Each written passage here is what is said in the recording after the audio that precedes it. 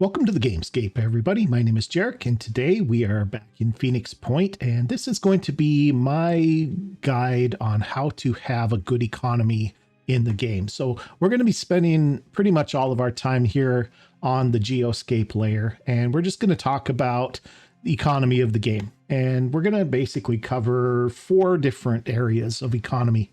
The first one we're going to talk about is the obvious, the basic resources, your tech, your materials, and your food. We're going to kind of go over and spend some time talking about how you get more of those things throughout the game. What are your best sources of income? What are maybe your less good sources of income? And just kind of some ideas to get you going with your economy to make sure that you've got enough of those resources, especially the tech and the materials, to build all the things that you need to build, because there's a lot of things in this game that require your attention over the course of the game. The next thing we're going to talk about is mutagens and how they help you as an economy and how they help your economy.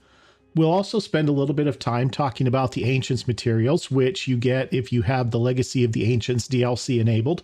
That's these 3 here. You've got your Living Crystal, you've got your Orichalcum, and you've got your Protean Mutane. And we'll talk about those, where you get them, how they help your economy, and how they help you with materials and tech as well. And then finally, I want to talk a little bit, and probably not go too deep into it, but I want to talk a little bit about time as a resource in this game. Because in this game, time is always against you. You're on the clock throughout the entire game. And so you don't want to be wasting time, and you can kind of treat time as a resource. It's hard to get time back. There are a couple of little things that sort of do that for you, but a lot of it is going to be more about efficiency and not wasting the time that you have.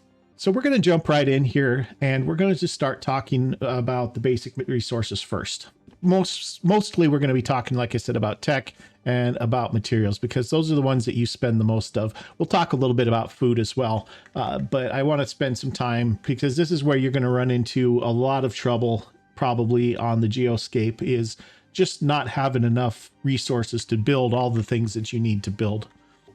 Let's talk about income sources.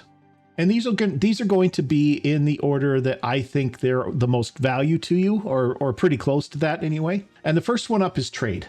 Big source of income throughout the course of the game is going to be trading.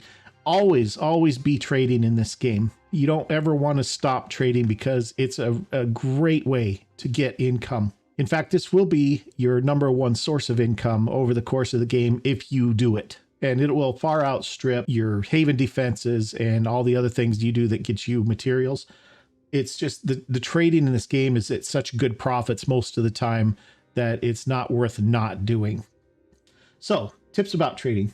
The first thing you need to do it is you need to research the Haven Trade Protocols technology, and you should do that as soon as you get it.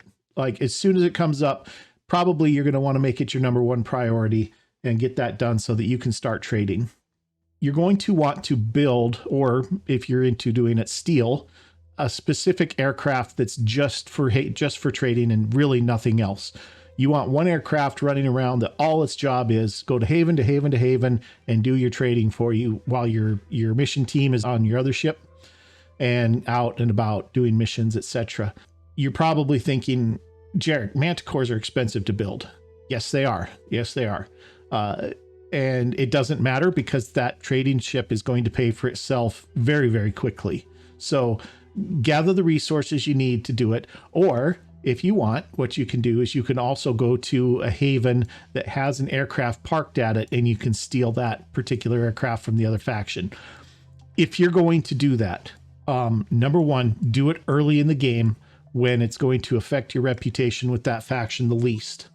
And number 2, you really, really want to go for a Synedrian Helios if that's what you're going to do, because you want the fast aircraft, right? And so it's going to look something like this right here. You're going to see a Synedrian Haven. It's going to have a Helios parked at it. And if you go here to Haven Info, you'll have the option to raid, steal the aircraft right here. Now, it's not lit up because we don't have a plane there and a team there to do it, but you can come here. And you could, once your crew is here, you can steal the aircraft. Then you go into a mission. You have to steal it. You have to get away with it. You have to defend it for a few turns once you've gotten to it, etc. So I don't normally steal aircraft in my games, but the option is there if you want to use that. Some people recommend it. Totally up to you. You don't have to do it, but you can. And if you don't, then you are going to want to save up the materials that you need to build a manticore and get that thing out and about and doing its job as quickly as you can, because the earlier you have it out there, the more trading it's going to do and the more income it's going to build for you. When you are trading, the items that any given haven are selling are listed below it in the icons. So this New Jericho haven here is selling both materials and food, which means they're taking tech in return. Okay. The item or items that aren't listed are what you pay for what they're selling. Okay. So down here, you've got an Anu haven. All it's selling is materials. So they will take either tech or food in return. Okay. Each one of these factions has what I call a favored material. Okay. Anu, it's food. New Jericho, they favor materials, and Synedrian, they favor tech. And so if you're buying a haven's or a faction's favored item from their havens, you're going to get the best price for it. Every trade that you make, with a few exceptions, is going to be profitable, though. How profitable varies a little bit. There's one trade that you don't want to make because you can lose money doing it. And that is, you do not want to buy tech from either Anu or New Jericho and then turn around and try to sell it to Synedrian. You will lose money doing that, or you'll lose materials doing that. You'll actually come out at a loss. The second one that you can break even on is if you buy tech from an Anu haven, which is 10 food buys you 2 tech, and then you sell the tech back to either Anu for materials or to New Jericho for food, because both of those trades are going to get you 2 for 10 or 10 for 2. And so you're just going to break even, and you're going to have wasted time, and you're not going to have made any profit. But if you avoid those situations, okay, don't sell, generally speaking, don't sell the faction's favored tech back to them for other things, because that is going to reduce your profit. But if you do it with Synedrian, you're going to end up losing money. Otherwise, you're going to be in pretty good shape no matter what trades you make. Now, one of the things you do want to be careful of is if you're trading food, make sure you don't trade away all of your food. Make sure you keep enough to feed your soldiers for at least one day. Now, in this particular game, I've actually got a few farms built, and so my food here was in the positive. Most of the time, this is going to be a negative number, okay? And so whatever that negative number is how many food per day your soldiers are eating. Make sure you always keep at least that much food on hand. And the reason why is you don't want that to tick over and have your soldiers go into starving mode just because your plane's in transit to make that food trade, okay? So just be careful about that. Make sure that you keep your food, at least enough food for one day to feed your soldiers while you're out and about trading, and you're going to be just fine. That's going to about cover it for the trading. Make sure you're doing it. It's really the number one thing you want to do. It's not necessarily the most glamorous thing, but it is going to get you all the materials and tech that you need to buy the things that you need in this game. Your second best source of income, especially in the early game, is going to be the exploration sites. Now, this is an end game, actually. I think if we go down to Antarctica, I think there's a few down here. So you're going to find these points of interest, POIs or exploration sites. And so those are going to be your early game second best sources of income. In fact, the very early game, your best sources of income. Every time you get to one of these, you always search. Okay, most of the time you park your plane here, you explore it. It takes 4 hours to explore it, and then a little thing will pop up telling you what you found. Now, sometimes that's nothing, and there's nothing you can do about that. But most of the time, you're going to get like this little scenario that plays, and it's going to give you some options usually, right? So you find something weird, and so most of the time you're going to be given the option to either search a site or to leave it alone. And sometimes that'll come attached with some ideas that it could be dangerous to do the searching, or it could cost you materials or anything else like that. It doesn't matter. Always search these sites. Don't ever just leave them or anything like that. You want to search these sites because most of the time they're going to give you materials or tech or food. The food you can trade away for other things that you need. Or they're going to give you other types of rewards, like you'll get research points, or you'll get, sometimes maybe like skill points or something like that to add to your soldier's skill pool. It's always worth searching. Even if it says it's dangerous, it's really not going to cause you any problems, right? Most of the time, even if it says the site is dangerous, it's going to be okay. So if it says it's dangerous, they might end up taking something like 10 fatigue, right? Your soldiers suffer 10 fatigue, or they suffer 10 wounds or whatever.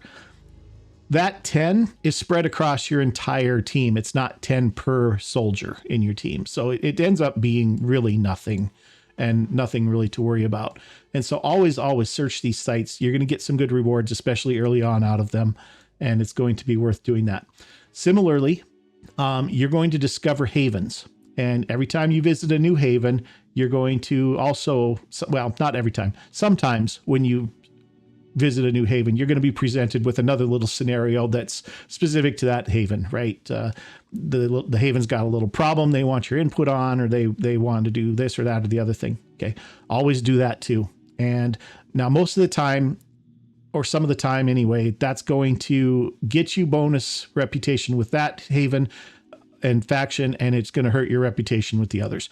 Doesn't matter. Don't care. Do it anyway, because your reputation is going to be just fine, because you're going to be taking on Pandoran lairs and nests and citadels, and you're going to be defending havens, and all of these things are going to get your reputation up with all of the factions. So these little hits here and there for helping one haven out or the other, they don't matter. You'll notice that this particular haven has this little blue question mark here. What that means is you have not visited this haven yet. Once you start getting better relationships with the factions, they'll start telling you where your havens are without you going and finding them. And so that's when these little blue question marks start popping up. That just means you haven't visited here yet, and it's possible that there's something there for you to do. Okay, so this is like Antarctica. I didn't ever get over to this haven in this game. So your third source of income, and this one's going to be a big one over the course of the game too, is defending havens from Pandoran attacks. You're going to get reward, well, and not even just Pandoran attacks, from attacks in general. You're going to get rewards over the course of the game that are substantial, and that's going to be both material and reputation rewards for defending havens. At some point in the game, the factions are even going to go to war with each other. And at that point, you're going to have a lot of defense missions available to you, because they become pretty ruthless. They'll do multiple attacks on multiple havens per day. And so you really end up starting to get to the point where you have to kind of decide what you're going to go do to help out, or who you're going to let continue to just fight their own battles, and so on and so forth. So those haven missions, they come with good rewards for successful defenses. And so you don't want to pass those up. Even if a haven is going to be able to win the fight themselves, without your intervention, go jump in anyway, because you're missing out on the rewards if you don't go help them. Now, obviously, if you don't have anybody available, or if you have other pressing things, then you can just let them fight their own fight. But if possible, intervene everywhere you can and help them out so that they pay you. Scavenging sites look like this. This is an advanced one. It's got the little green leaf on it. Like I said, this is a late game. In fact, this game is nearly over. But the scavenging sites are going to be good for you early in the game as well. And what these are, if you've not played, is you bring your soldiers into these sites, and there are a number of crates scattered around the map. And your soldiers have to run to the crates, get the stuff out of the crates as much as you can carry, and get out of the map before you get overwhelmed by enemy forces. Sometimes that's Pandorans, sometimes it's other factions, sometimes it's bandits, for instance. Sometimes it's the Pure, if you're running the Blood and Titanium, DLC, etc. Whoever the enemy is, they're going to keep coming, and they're not going to stop. Every turn, another one's going to come into the map, and you're going to have to keep dealing with them and dealing with them. And so the idea for these sites is just get in, get as much as you can, and get out safely. So towards the beginning of the game, and especially right away in the game, the Pandorans are going to probably be who you're up against, unless you're far, far away from the mist, in which case it'll probably be bandits. But the early game Pandorans aren't dangerous. They don't have ranged attacks for the most part, and they're not particularly tough. So right away at the beginning of the game, if you can find these sites, you can go in, you can do them. They're pretty easy, even with green soldiers. you've got ranged attacks and they don't, which gives you a big advantage. Once you start seeing ranged Pandorans, that changes slightly. You can still do them, but as the Pandorans get tougher and tougher, the rewards don't scale up, right? So you're going to go in, you're going to get a total maximum of 10 crates out of these sites. That's going to be 1,000 of the various different resource types. So each crate is worth 100 that you can pull out of there. Most of the time, that's going to be mostly materials with maybe 1 or 200 tech and maybe 1 or 200 food. Towards the late game, you can also find mutagens in these sites, and there are a few other sites where you can find mutagen cases as well. But as the Pandorans and the other enemies get tougher, these sites become less and less worth the risk of going in and getting them. So they're great for early game. Mid game on, you probably any that you find, you probably are just going to want to skip. Your trading is going to get you just as much reward for a lot less risk. Similar to these, there are the rescue independent soldier missions. And also there are recover vehicle missions as well. The rescue soldier missions, you'll go in and there'll be 3 independent soldiers that you can rescue and bring out, and they'll join your team. The nice thing about them is they come equipped with their own gear. Now, it isn't good gear. It's the independent armor and independent weapons, but they are equipped. And so early in the game, especially on a higher level difficulty, that's a pretty big deal. You can get 3 new soldiers into your squads pretty easy in the early game through those rescue missions. And then there's also a chance that you'll find a similar site where you go recover a random vehicle too. It could be a scarab or an armadillo, or it could be the Synedrian Aspida. It's just random which one you get. Those are worth going in and doing as well, because they tend to be fairly easy, especially, again, early game. And even if you're not planning to use the vehicle, you can scrap it for its materials. It's a good, quick way to get at least a small amount of materials. The vehicles aren't that expensive, and when you scrap things, you only get half back what they actually cost to build. But it's not nothing, and so it's still probably worth doing. And if you get lucky and you get like an armadillo or an aspida, those can be useful in other cases as well. Armadillos are decent for base defense, and aspidas have good uses for things like capturing large Pandoran creatures and stuff like that. So the scarab it's useful early in the game as well. I'm not going to go into the vehicles. I have other videos talking about that. You can check out my 10 tips and tricks video. You can check out my video specifically on the Aspida, and I talk more about vehicles there. But the point is, if you get the free vehicle, you can either use it or you can scrap it for more materials and, buy a couple of suits of armor or something for it. Another source of income that you're going to have is research. You're going to have several researches that you can do that are going to actually get you tech, materials, or food. Those are going to be your faction research missions. Okay. So once you discover each faction, there's a research program that you can do for each one of them. And finishing that research will give you that faction's favorite item. So if you do the new Jericho, you'll get some materials. If you do the Anu, you'll get some food. If you do the Synedrian research, you'll get some tech. There are a number of Pandoran autopsies that you can do, which will also give you materials, food, or tech. And so you want to do those. It's a little bit of research time, but it's worth doing. The rewards are okay, and you're going to want to do the research on those anyway, probably. So anything that's getting you materials of any type, or resources of any type, I should say, you'll go ahead and want to do those as well. So that's going to be another, throughout the game, it's going to be a mediocre source of income because there's only so many of them and they do take some time to do, but you don't want to pass those up probably either. The next thing I've already touched on just a little bit is scrapping. I'm going to go a little bit more deep in depth than that, though, because there's a lot of things that you're going to have that you could scrap. Okay. First of all, if you look in your personnel, and I've got, like I said, this game is nearly done. So I've got probably a decent amount here. I probably haven't scrapped it all. So this is all pieces of equipment that I'm not using and don't really probably plan to use at this point. So you can grab this stuff and you can drag it here to scrap it, and you'll get back half the resources that it costs to build it. Now, stuff that you've actually built for yourself, Maybe you built pieces and then something came up where you're not using that anymore, right? Or maybe a soldier you recruited from a haven came with a suit of armor and you decided to, I don't know, mutate that soldier and they don't need their torso armor anymore, or they don't need a helmet anymore or whatever. You've got your independents that you've rescued or you've recovered independent gear. You can scrap that because you're probably not going to be doing it. And it's not a lot, any one single piece of it, but when you start doing a bunch of it at a time, it can add up in a pretty good hurry. So not too bad of a source of income throughout the game. You can loot the enemies when you kill them on the map, and they'll have a little marker saying that they dropped something there. Now, a lot of times that's just ammo, and you do want to pay attention to about at the start of a mission whether you're going to get to keep everything on the field or whether you have to pick stuff up and carry it out. But if it's convenient, and especially if you have an assault soldier in the area that has this ready for action and it doesn't cost you anything action points wise to pick up that gear, you probably want to do it. It's probably worth it. Even if it's, maybe if it's ammo, because ammo is not really worth that much. But, if we wanted to scrap ammo, it's only 11, for this stuff, 11 resources per magazine. But even then, we have 19 of them. Now it's the end of the game here.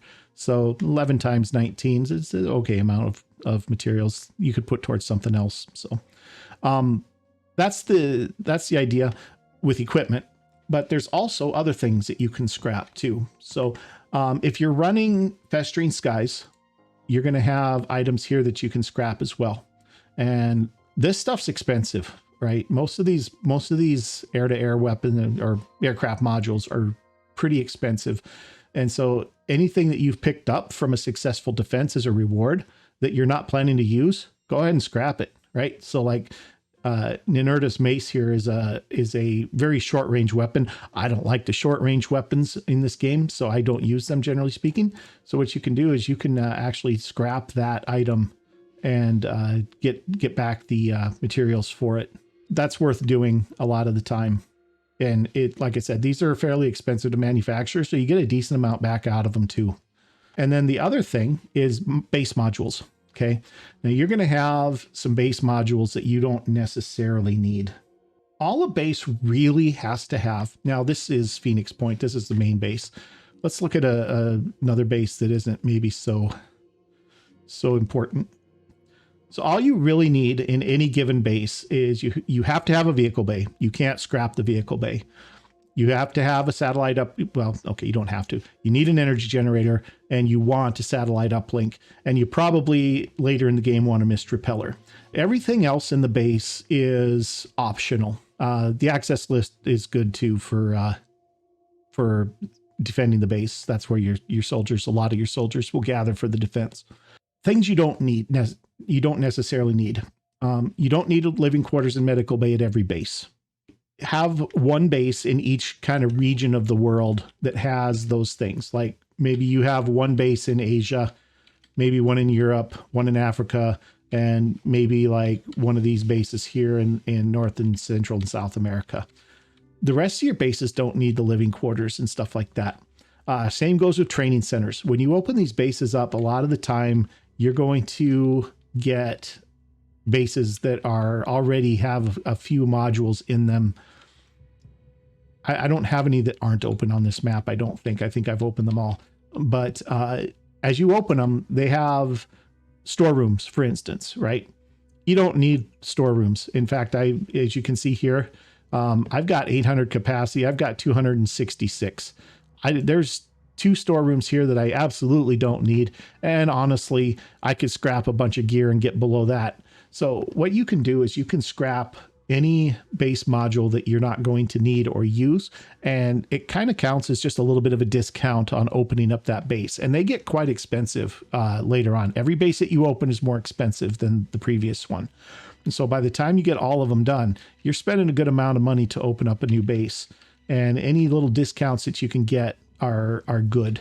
Similarly, with the vehicle bay, you can't scrap it, but that doesn't mean you have to spend the resources to repair it on a new base open either. You don't have to repair the vehicle bay. You can if you want, but unless you really need it, you might not want to. You know, you're going to have plenty of capacity after a few bases for any vehicles that you're going to want. Every vehicle bay gives you the ability to have 2. If you have more than 2 vehicles, I think that's going to be rare.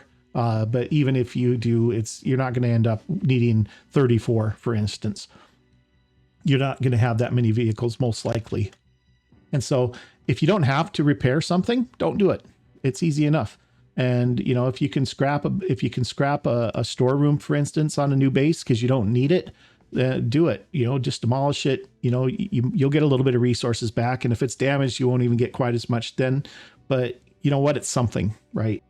That's kind of the idea with scrapping. You know, don't build things you don't need and don't keep things that you don't need. Turn around, get the resources back out of them. Even at half rate, you know, you can take those things and you can turn them into something more useful. And that just that's money that you don't have to get from other means. Next thing, ancient sites. With the Legacy of the Ancients DLC, you get these sites that are on the map. And here's one that hasn't been run yet. And so how this works is you do a mission called Project Glory. And then with that research, when that gets done, you get a mission to, it's called Rescuing Helena, where New Jericho is holding a scientist prisoner who's been doing research into these ancient sites. And you go rescue her. And once you've rescued her, then you can get archaeological research and Andaluvian archaeology. I don't remember exactly the name of it, but it's something like that. Once that's done, you can start building archaeology labs and archaeology probes. Now the probes you launch from your airplanes and they scan an area kind of similar to how your satellite uplinks work, but they're temporary and they look for these little sites here. And what these do, there's different types. There are the resource sites, which actually give you one of the 3 ancients materials, and that is living crystals, orichalcum, and protean mutane. Okay, these are the 3 ancients materials. So you go into this site. After you discover it, you have to excavate it, and that takes a small amount of resources. It's not very much. And it takes a little bit of time, just like if you were exploring a site, but your plane doesn't have to stay there. It can actually move on and do something else while that's happening. Then once the site's excavated, then you have to send a team of soldiers in to actually take the site and just defeat the guardians in that site and so on. And then once you have that, you have control of the site and it's going to start producing an income if it's one of the resource sites. Okay. And so you'll get, this number here is just this, it's 1 per archaeology lab that you have. So I have 5 archaeology labs across my bases. This is 10 because I actually have 2 living crystal sites here. So every day it'll produce 5 of these. And then you can, if you need more than that, you can park a plane over that particular site and it'll produce 5 every hour instead of every day. And so that's how you kind of harvest these sites.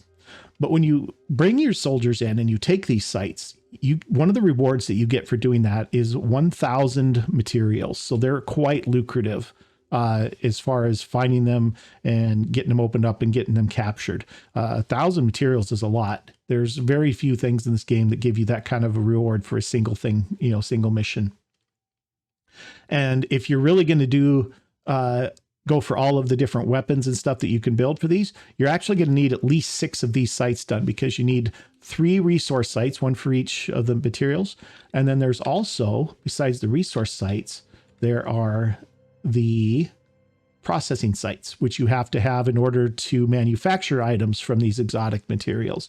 So that's 3 more. That's a total of 6,000 materials that you're going to get for running those sites. And they're not that hard. There's a few tricks that you can do to deal with the guardians in there, and kind of new to them a little bit. I'm not going to go into that in this video either. Maybe I'll do a video on that another time. But they're not that bad. And then the blueprints that you get for the ancient weapons come from other missions as well. And there are 6 of those. And you get rewards for those too in the form of skill points for your general soldiers pool. So each one of the 6 blueprint missions gives you the blueprint to research, and it gives you 50 soldier skill points. So the Legacy of the Ancients is a big mid-game, probably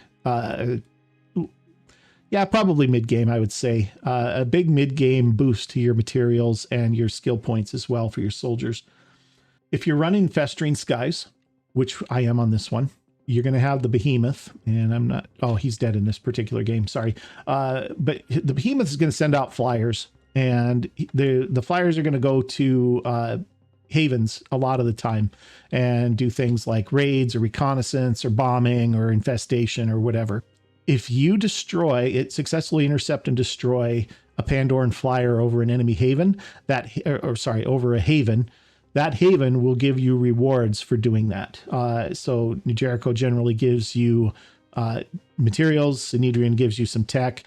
Anu will give you food and sometimes mutagens as well. So if you can catch one of those Pandoran flyers, you're going to want to shoot them down anyway to disrupt the Behemoth. But if you can catch them over a haven, that's going to be a little bit of extra resources for you. That's not a big income, but it's some extra for your pocket that will help you out. And the last one I want to talk about is you can get the technology from the Disciples of Anu and research it, called fungal food production. And what that does is it allows you to build farms in your havens. This is an older game, and I did this. I think this was the base I did it in. Yeah, so I've got several food production sites in this particular. I've got 4 here. Each one of these is producing 8 food, I think. And so that's why I'm at a surplus on food production here. This is a bit of a trap. It seems like, especially if, after I've talked about all the trading you ought to be doing, it seems like the best thing you ought to do is, if you can build these farms, then you should build a bunch of them. And that's going to give you a whole bunch of food that you can trade off for tech or for materials. The problem with that is these food production farms take a really long time for them to produce enough food to pay for themselves. And it's something like 60 days. Okay. Now 60 days is 2 months. This game is usually over in 3 or 4 months. And so, number one, you're not going to get that technology right away. You're going to be well into the, you're going to be at least approaching, if not into the mid game before that technology comes available, which means you're probably getting near the end of the first month anyway. And then if you build a whole bunch of these things and it's going to take 60 days for them to break even, and that's assuming you're getting the best trade rates too. That's not even counting, if you're not quite getting the best rates, then you're spending a whole bunch of materials up front to build these farms, and they're not going to pay for themselves and start turning you a profit until at best the late game, and maybe not at all. You might beat the game before they become profitable, depending on how long you have them and so on. So what I recommend with the farms is, number one, don't bother researching that technology. And that's the fungal food production technology that you get from the Disciples. I would just not bother researching it at all at this point. And I did hear, I didn't really know at the time I was playing this game that they are kind of as bad as they are. And this was my attempt to do exactly what I was thinking. And I figured out pretty fast. It's like, this isn't really going to work. They aren't producing enough food quickly enough. But I had already built them, so I decided I'd go ahead and just keep them. Now, if you do want them, you can have them, and it's not a big deal. But I wouldn't really build more than what it takes to keep your soldiers fed. Build enough farms for that, maybe, and that way you can trade your food and not have to worry about, am I trading away too much food? Am I going to, accidentally tick over and not have enough food to feed my guys? That's fine if you want to do it. I don't know. It's not really necessary, I don't think. It's really, really easy to get plenty of food trading, guys. It's super easy. There's a lot of places that are selling food, and a lot of Anu havens, that's where you get the best prices anyways. So do it if you like, but trying to farm food so that you can trade it away is going to probably be a losing proposition for you. It's probably going to cost you more than what you're going to get back out of it. And even if it doesn't, it's going to be a really long time before you're turning a profit doing that. And so I wouldn't bother with that. Similarly to that, you can get access to another technology from the Disciples of Anu, food harvesting technology. And what that is taking your captured Pandorans and turning them into food. You can do that too. I would say they're probably going to be worth more to you as mutagens than they are as food. But if you're absolutely not going to use the mutagens. That is, you're not going to mutate your troops. You're not going to build mutoids or mutog war beasts. You're not suffering corruption damage anymore from your soldiers. You fix that problem if you're running the Corrupted Horizons DLC. You're not needing to build a masked manticore if you're running the Festering Skies. All these things that take mutagens, if you absolutely don't need them, turning the Pandorans into food is better than killing them outright when you've captured them.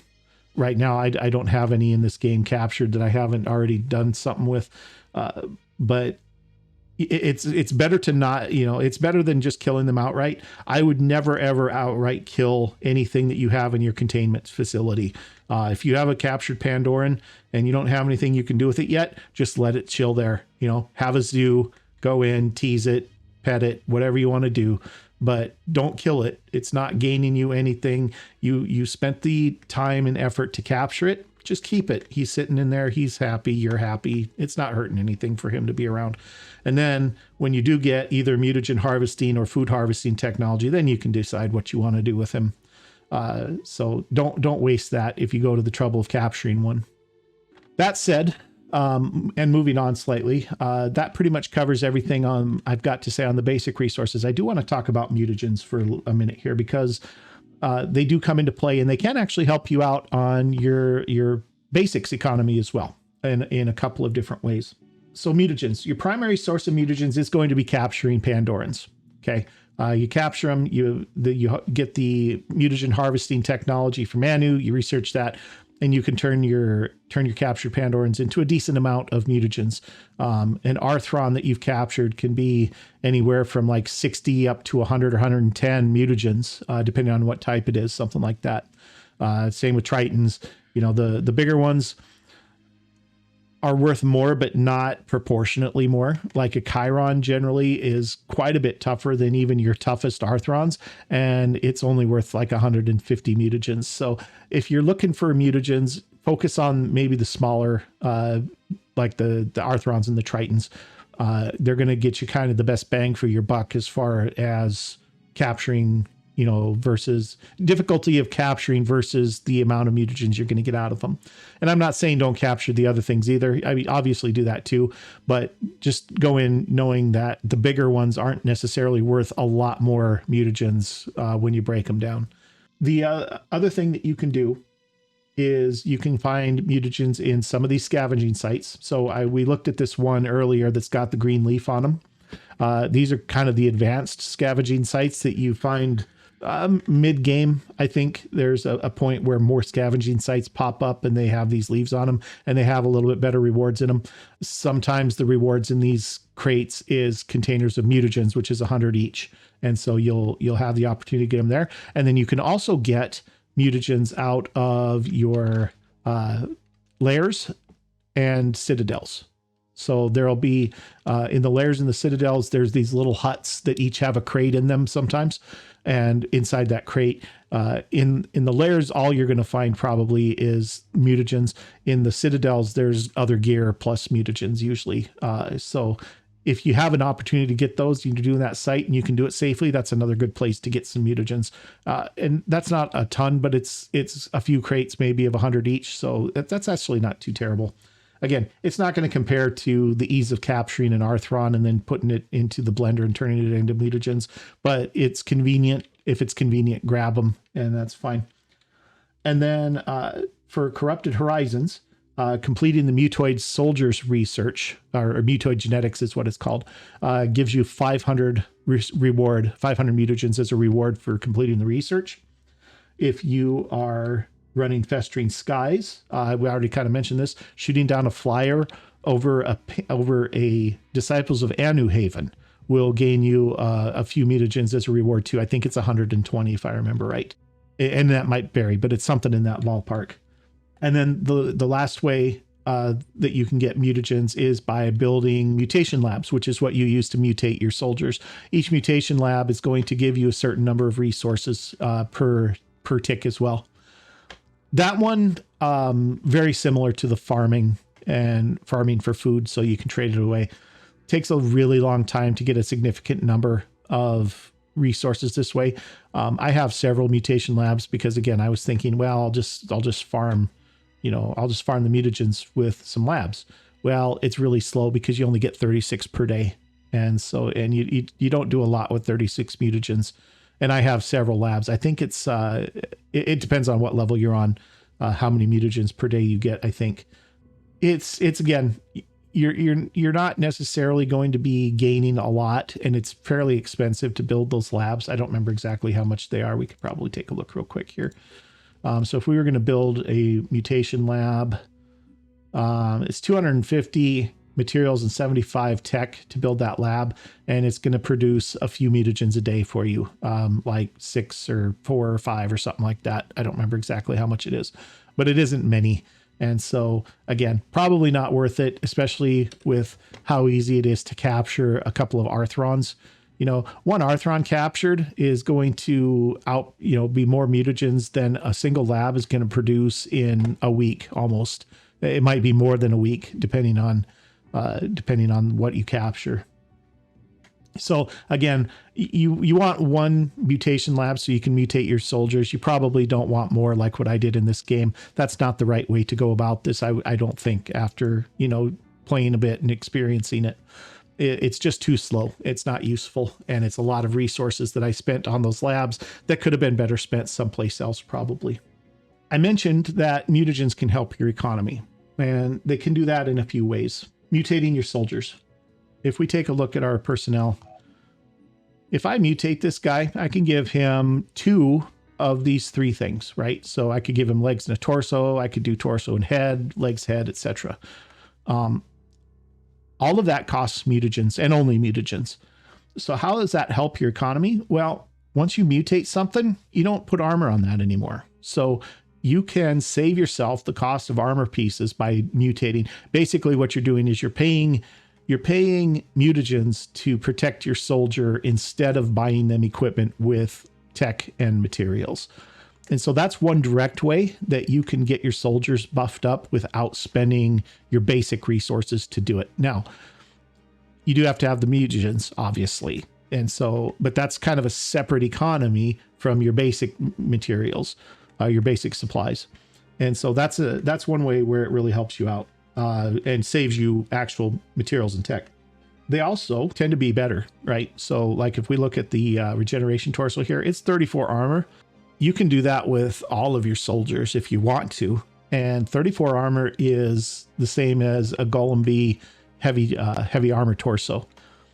But you can put it on basically anything. You can put a Golem B on everything too, but they're pretty expensive. So you're not only not paying money for this, but you're better protecting your troops sometimes than they would be normally if you gave them some lighter armor, for instance. A more survivable soldier is going to be better for your economy in the long run because, number one, it takes a long time to replace a soldier. It costs a little bit of food to hire a soldier, but you're losing a lot of time as well.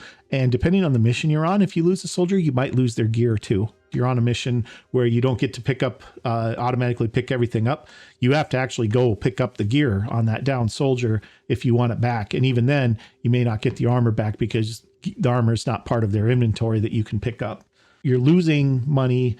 In the case of the mutations, your soldier's more survivable. And if they do die, they're not losing that gear. And so you're basically subbing in your mutagens for tech and materials instead. Mutations, really good for helping out the economy if you want to do that with your soldiers. Now, personally, I don't run a lot of mutations on my soldiers, but that's just a play style choice. And so you can do kind of whatever you feel, but it is a way to get your soldiers equipped for a fight without spending a ton of resources to do it. The other thing, if you're running Corrupted Horizons, is you're going to have missions that are in the mist, and each one of those missions is going to give your soldiers corruption. That corruption reduces their willpower. Willpower loss means they can't do as much. They're not as flexible. They can't use their abilities as many times necessarily, and that all contributes to soldiers not surviving as well. And so again, you don't want to be losing soldiers. It's expensive. You could potentially lose their gear. And so you're going to be needing the mutagens to fix that corruption and keep it in check so that they don't get to the point where they don't have enough willpower to do anything at all. And then the third thing with Corrupted Horizons as well is you can get the mutoid soldiers, which we kind of already talked about. Starts you out with a bonus of 500 mutagens to begin with. But the mutoids have some advantages and they have some drawbacks too, but they bring some abilities and some combinations of skills and stuff like that to the table that your normal soldiers don't have access to. And that's another thing that really kind of contributes to the survivability of the team. More flexibility, more abilities, more protection for everybody is good. They also have the advantage of not needing to go on dozens and dozens of missions to get skilled up. With mutoid soldiers, you pay mutagens to raise their skills, raise their attributes, etc., rather than skill points. And so if you have enough mutagens, you can hire in a mutoid soldier, you can amp him up to full stats immediately. And it's expensive to do that. It's 770 mutagens to completely train up to max level a mutoid soldier. And they still have to get the experience, right? They still have to gain levels through experience, but you can do that in a trading center. So this kind of taps a little bit more into the time aspect of the economy than it does the basic materials aspect of it. But if you lose a soldier, and especially a experienced soldier, that's a big deal, especially on the high levels. And you can replace them or semi-replace them at least pretty easily with a mutoid soldier in a big hurry. If you have a gap that you need to fill, as long as you've got the mutagens to do it. Plus, like I said, mutoid soldiers get access to abilities that normal soldiers don't get. And so they bring a lot of flexibility to your team too, that is excellent for survival and whatnot. The last thing with the mutoids is they don't take corruption damage when they go into corrupted sites like your main soldiers do. And so you're not having to worry about losing your willpower points from that or from attacks that do corruption. Some of the Acherons give, all of them have the ability, I think, to do corruption damage to your soldiers if they hit them. And some of them give that ability to all of their allies on the map as well. So you get up against one of those Acherons and all of the Arthrons and Tritons and everything else that are hitting you are also doing corruption damage. Your soldiers can get to a point where they're really running low on will points in a big hurry if things are not going so well for you. Mutoids don't have that problem. They don't suffer corruption damage at all. So the other thing with mutagens is if you are running Festering Skies with the Behemoth, you do need 500 mutagens to build the masked manticore to get rid of the Behemoth. So that's another place where you're going to be spending some mutagens.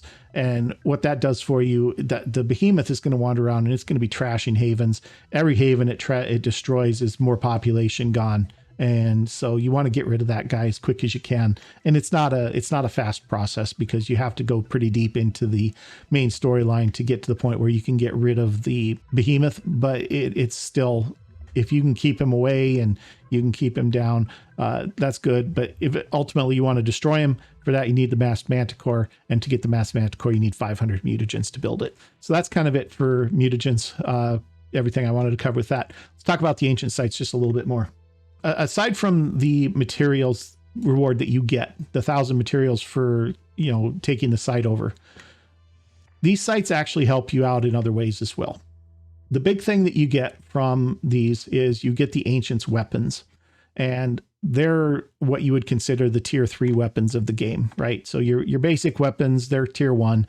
Then you get your tier 2 weapons, which are going to be your armor piercing weapons, for instance, or your different types of advanced weaponry.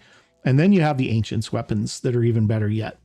The nice thing about the Ancients weapons is they are mostly using these 3 materials, the Ancients materials, as what they need to be built. Now, there is a small cost in materials and tech to build them as well, but it's not nearly as much as other weapons. You're leveraging this other economy to build some gear for your guys and not spending nearly as much materials and tech as you might for tier 2 weapons.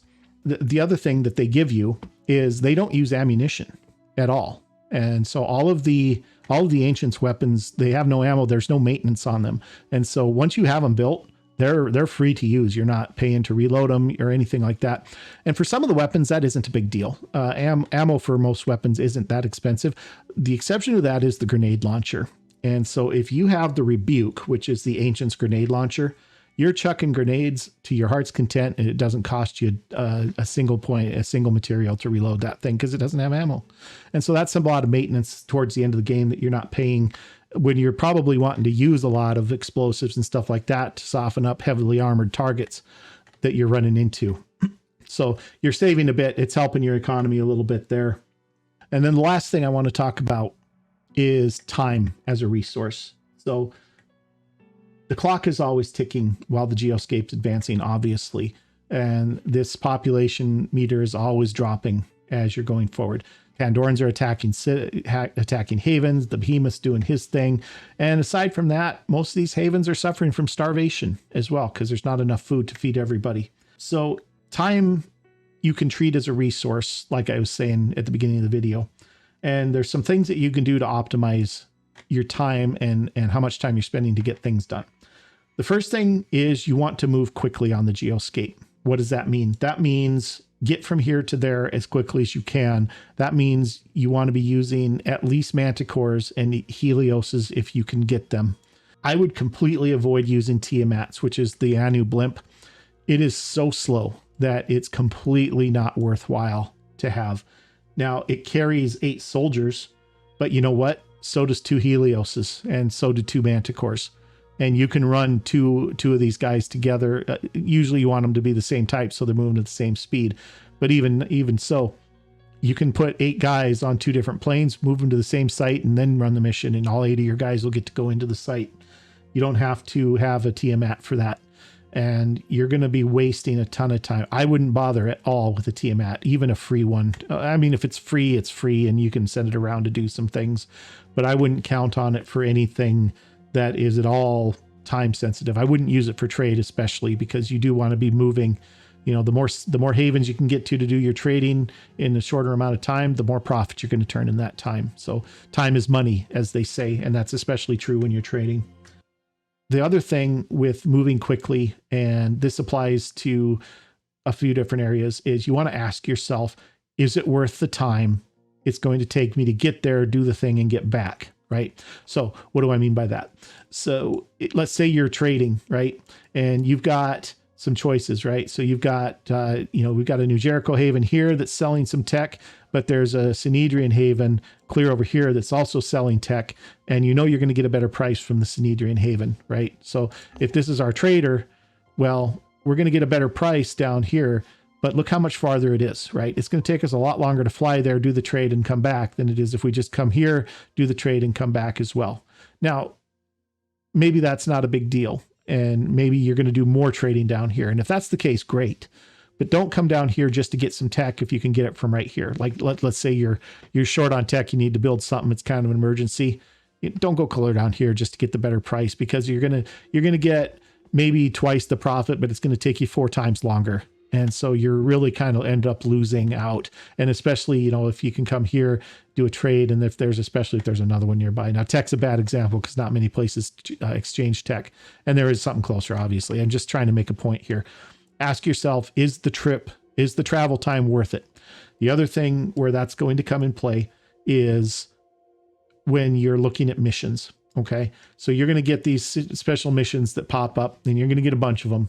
And early on in the game, when you're only in one region, right?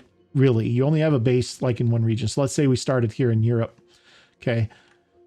You got a mission over here in North America that you need to do, but that's it. There's nothing else really going on over here. You need to kind of ask yourself, is it going to be worth it to travel all the way over here to do that one mission and then travel all the way back? Or is that mission something that can wait a little while until maybe something else comes up over here that needs to be done as well, and then you can go knock out 2 or 3 or 4 different things at once? Okay. Managing your time, and managing your time means don't fly places where you don't need to fly if you can help it.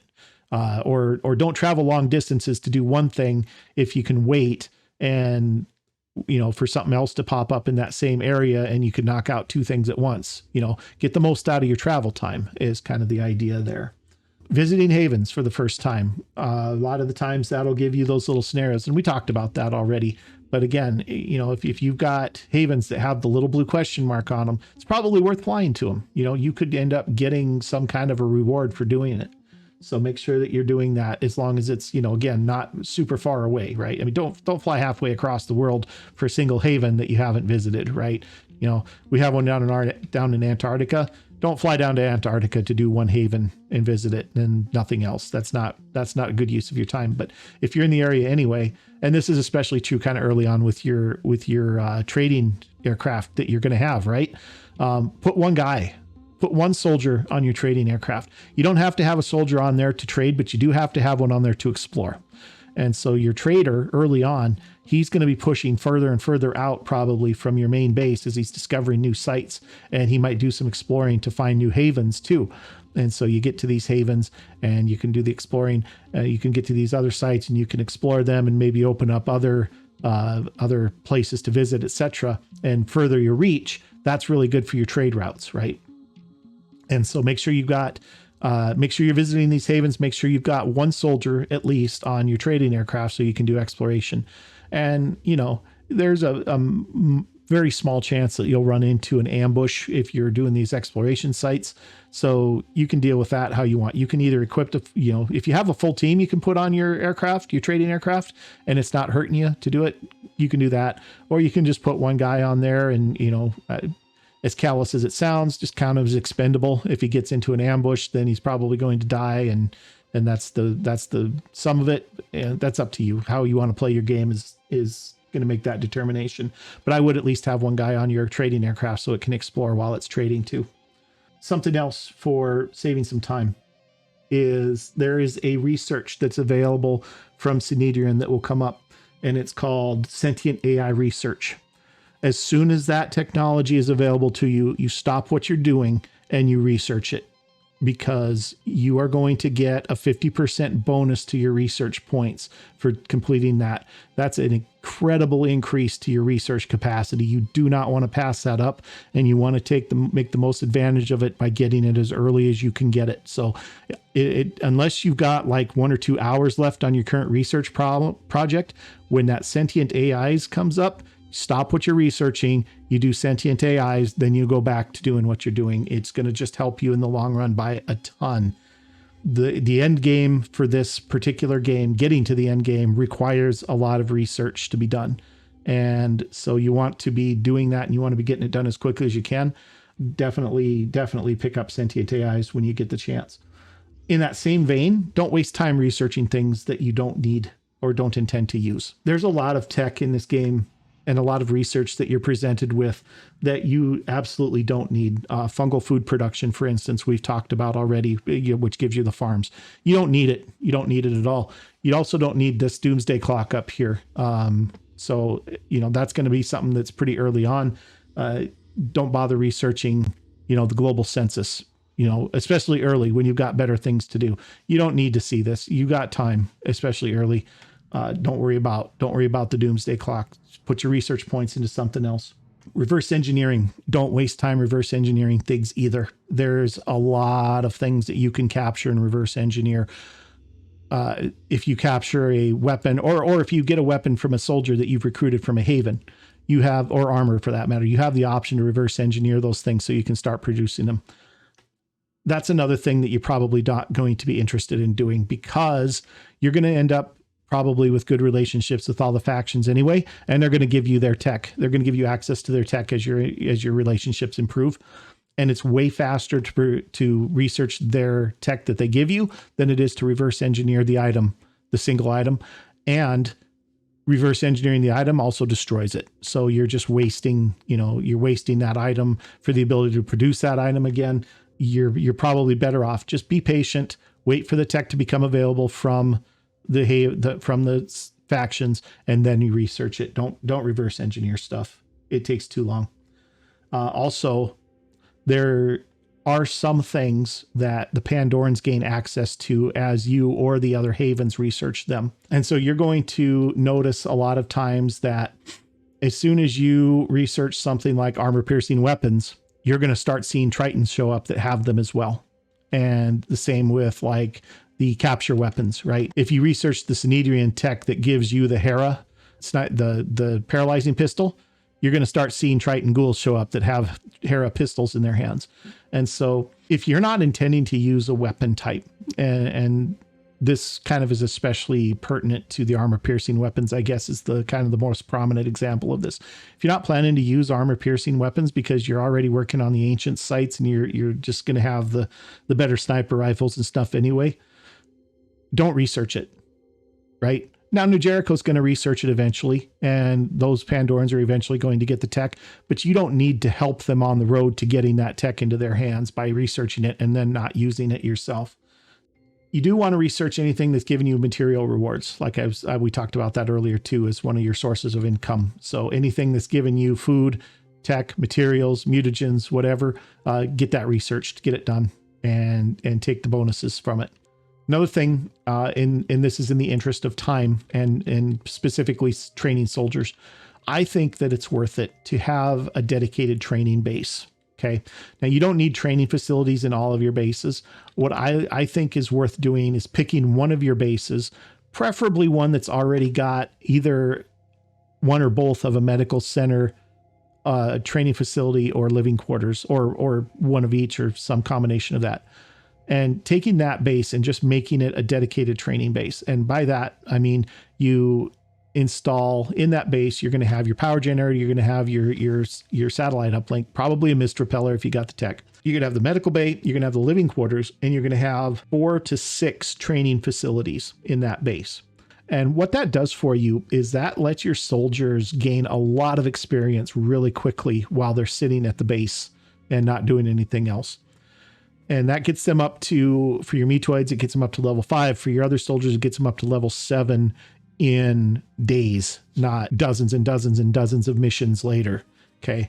It's a fast track to your high level soldiers. Now, they're not gaining skill points, right? So you still have to take them out. You still have to get skill points for them.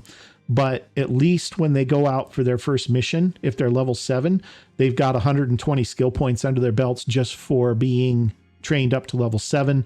And they're not stark raving newbies going into a bad situation in the mid to late game. Okay. So worth it towards the middle of your game, probably, to get that training base going. I wouldn't do it in the early game because you have better uses for your resources, but it's up to you. You might think that's better. You might try it, see if it works better for you, but I would definitely give it a shot. See how that works for you. I think you're going to be happy with the results. You can get level 7 soldiers trained up in a few days. That's not too bad. A week and a half, maybe something like that. It doesn't take that long if you've got 6 training facilities. And there's a research tech that you can get from New Jericho too that adds 50% to that as well. Another thing that I would do is install mist repellers in all of your bases, or at least the ones that have a lot of havens around them. And this is another one in the interest of preserving population and buying yourself time. Havens that are in the mist are losing population more quickly to starvation than havens that aren't. The reason why is because it's more dangerous for them to go out and scavenge food while they're in the mist. And so they end up losing population more quickly. Population going down, obviously bad thing. So if you can get a bunch of havens inside your mist repeller bubbles, they're going to do a lot better from the standpoint of not losing population as quickly. They're going to be less likely to be attacked by Pandorans. And they're also, you're going to be able to defend those havens without getting corruption if you're playing the Corrupted Horizons and you haven't completely cured corruption yet. So mist repellers are good. Some people don't like them. I like them. I think they're worth having. And so that's my last tip for you. So that's kind of it for that. I think if you follow these steps, you're going to have pretty much all the money that you need to accomplish what you need to get done. And you're going to do just fine as far as being able to get the research done and get the missions done in time to save the world before your population gets dangerously low. The trading, absolutely your number one thing. And I can't stress that enough. Get a plane out there trading right away. As soon as you have Haven trade protocols researched, get a plane out there, get them trading, get that income going so that you can get your armor built, you can get your bases built, you can get other aircraft built, get your teams going. Everything hinges on these 3 things right here, right? Tech, materials, food, super important in this game. And research as well. You want to build more research labs. You want to get faster production going by getting production facilities going. Costs you resources. And so everything is that. And that trading aircraft, if you can have 2 of them, that's even probably better. Get that income coming in faster. You can have them working in different parts of the world potentially later in the game. Just so good. And it's going to really solve pretty much all of your financial problems that you're having. So that's all I have for you guys. I hope you've enjoyed this video. If you have, do me a big favor, hit that like button for me. If you haven't already, please consider subscribing to my channel. That really, really helps me out. And I will see you in the next video. Thanks for watching.